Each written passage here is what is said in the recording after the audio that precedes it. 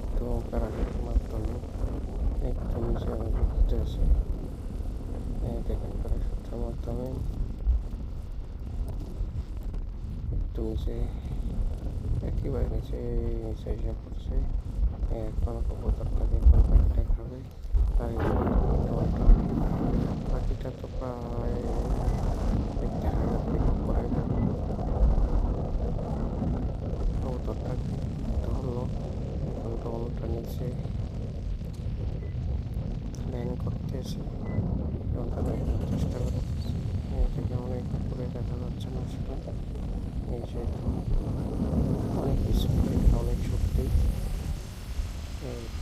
এই ডলটা দিয়ে পাখিকে ধরে দেওয়া হয়। তো ভিডিও সবসময় পেতে আমার চ্যানেলটিকে সাবস্ক্রাইব